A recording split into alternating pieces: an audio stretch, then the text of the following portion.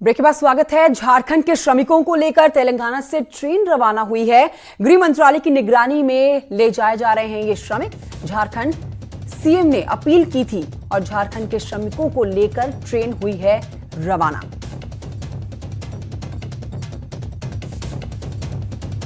झारखंड के श्रमिकों को लेकर ट्रेन रवाना हो चुकी है। झारखंड के मुख्यमंत्री ने इस बात की अपील की थी कि उनके राज्य के लोगों को जल्द से जल्द वापस लाया जाए। उनके राज्य के श्रमिकों को, झारखंड के अब श्रमिकों को लेकर तेलंगाना से जो है ट्रेन रवाना कर दी गई है और पूरी तरह से जो ट्रेन है गृह मंत्रालय की निगरानी में है और इसी निगरानी में ही ये श्रमिकों को लेकर तेलंगाना से झारखंड की तरफ निकली है।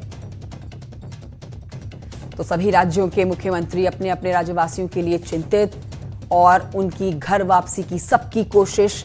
एक तरफ उत्तर प्रदेश तो दूसरी तरफ अब झारखंड की बात हो रही है।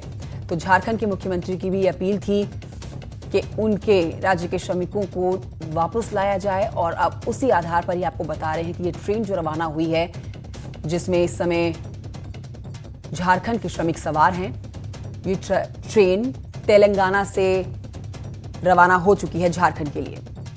अनिल कुमार मेरे सहयोगी और जानकारी के साथ मौजूद हैं। अनिल कुमार, क्या कुछ जानकारी मिल रही है?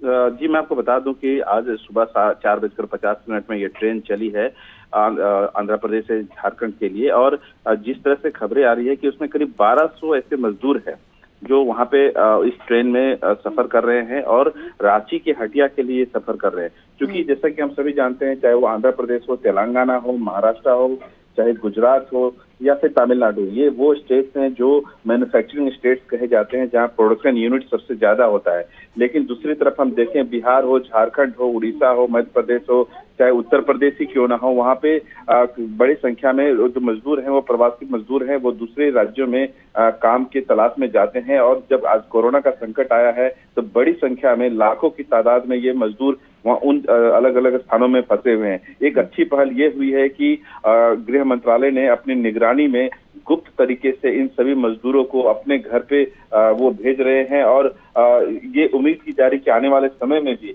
इस तरह की ट्रेनें चलाई जा सकती है। जिस तरह से भारतीय रेलवे ने ये स्पष्टीकरण दिया है कि अगर कोई ओरिजिनेटेड जो स्टेट है जहां पे प्रवासी मजदूर फंसे हुए हैं और जहां से वो बिलोंग करते हैं, जिस स्टेट से आते हैं, अगर दोनों राज्य सहमति अपना बनाते हैं या फिर भारतीय रेलवे अपनी के साथ सहमति बन पाती है किसी राज्य की, तो इस तरह की स्पेशल ट्रेन आने वाले समय पे और चलाए जा सकते हैं।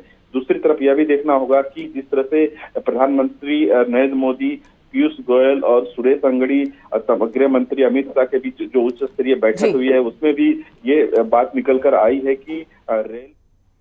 शुक्रिया आपका अनिल कुमार इस जानकारी के लिए।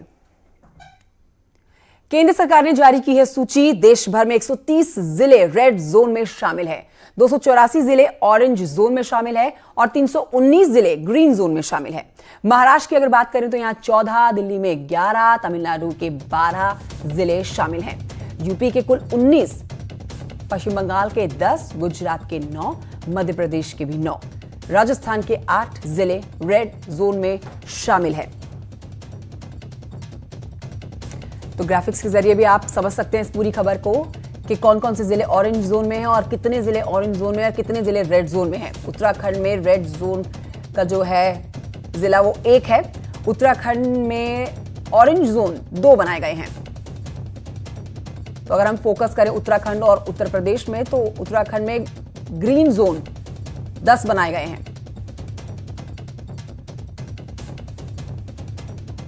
शैलेंद्र बांगू, नेशनल एडिटर, हमारे साथ इस खबर पर और जानकारी के साथ मौजूद है। शैलेंद्र, आपसे विस्तार से समझना चाहेंगे कि किन किन इलाकों में ये रेड जोन, ग्रीन जोन और ऑरेंज जोन की संख्या बढ़ाई गई है और कहां पर कम किए गए हैं? देखिए, आज केंद्रीय स्वास्थ्य मंत्रालय की तरफ से एक नई लिस्ट जारी की गई है जिसमें रेड जोन, ग्रीन जोन और ऑरेंज जोन को आइडेंटिफाई किया गया है। अगर हम बात करें देश के महानगरों की, तो अधिकतर महानगर जो हैं वो तो इसे 4 मई के बाद से अगर कुछ और रिलैक्सेशन मिलता है तो महानगरों में ये अप्लाई नहीं होगा। अगर हम आंकड़ों की बात करें तो देश में आज की तारीख में 130 जो जिले हैं वो रेड जोन में हैं, 284 जिले ऑरेंज में हैं और जबकि 319 जिले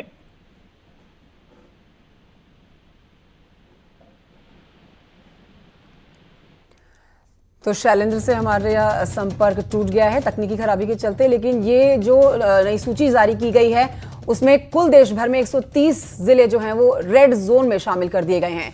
रेड जोन में 130 हैं और ऑरेंज जोन की अगर बात करें तो यहाँ पर 284 हैं और ग्रीन जोन में 319 जिले शामिल किए गए हैं। और अलग अलग राज्यों की अगर हम बात करें तो इनमें भी आप समझ सकते हैं कि महाराष्ट्र में 14, दिल्ली में 11, तमिलनाडु में 12, यूपी के 19, बंगाल के 10, गुजरात के 9 शामिल और मध्य प्रदेश में भी 9 हैं।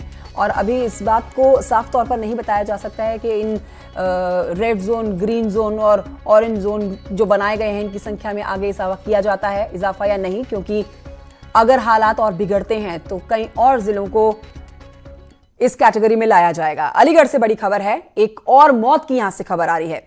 कोरोना से एक और मरीज की हुई है मौत। 15 साल की लड़की की मौत हो गई है। जेएन मेडिकल कॉलेज में भर्ती थी ये लड़की और इस जिले में कोरोना से 2 लोगों की जान जा चुकी है। अलीगढ़ में एक और मौत हो गई है और सबसे दुखद बात यह कि महज 15 साल इस लड़की की उम्र थी। कोरोना से संक्रमित थी ये लड़की और 15 साल की उम्र में दम तोड़ दिया कोरोना के चलते। जेएन मेडिकल कॉलेज में भर्ती थी और जिले में कोरोना से अब तक 2 लोगों की जान जा चुकी है। कोरोना से एक और मरीज की मौत हो गई है। अलीगढ़ से ये अपडेट।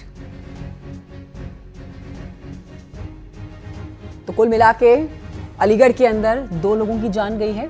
15 साल इस लड़की की उम्र थी और कोरोना से संक्रमित थी ये। अस्पताल में जब भर्ती कराया गया उसके बाद से इलाज लगातार जारी था।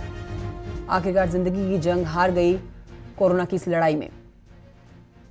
तो लगातार उत्तर प्रदेश में बढ़ती हुई मौतें चिंता का विषय बनी हुई है। अलीगढ़ की ये अपडेट जहां पर ये दूसरी मौत है। कई जगहों पर लोग जान गंवा रहे हैं तो कई जगहों पर बहुत ही तेजी से लोग रिकवर भी कर रहे हैं। छोटे से ब्रेक के लिए यहां रुक रहे हैं, जल्द लौटेंगे।